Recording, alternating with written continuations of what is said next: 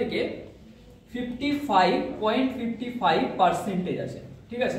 দেখো এখানে যে পয়েন্টটা আমি লিখলাম পার্সেন্টেজের, সেটা কি এর মধ্যে কোথাও আছে? যেটা আমরা জেনারেল যে ফর্মগুলো পড়ছি অবশ্যই নেই। কিন্তু এখানে তোমাদের একটা জায়গায় আমি বলেছিলাম যে ডিজিটগুলো সেম থাকবে। কি বললাম? ডিজিটগুলো সেম থাকবে। তাহলে ডিজিট সেম থাকলে এর যে বেসিক ফর্ম কোনটা? এই পার্টটুক। তাহলে এইটা যদি বেসিক ফর্ম হয়, দেখো 1/9 মানে কত? 11.11। তাহলে ঠিক এটার 5 টাইমস আছে না? এটার 5 টাইমস করলে কত হবে? 55.55 হবে। তাহলে 5 টাইম মানে এইখানে যদি আমি এই সাইডে যদি 5 টাইমস করি, এদিকেও 5 টাইমস হবে না? তাহলে এটা কত বারে হচ্ছে?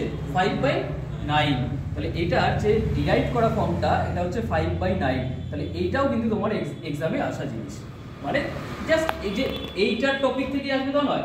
এটা তোমার ধরো বলে দিল কোনো একটা প্রফিট এন্ড লসের ধরো কোশ্চেন অ্যাড করলো যে কোনো একটা বস্তুর দাম ফার্স্টে যা ছিল তার 55.55% ইনক্রিজ করলো।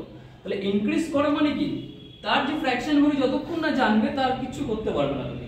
তার মানে সেই বললাম না ইনিশিয়াল অবস্থায় যেটা থাকে 9 নিচেরটাকে মানতে হয়। তাহলে 9 এর রেসপেক্টে কত বেড়ে যাবে? 5। তাহলে কত হবে? 14। তাহলে 9 থেকে এটা কি হচ্ছে? 14।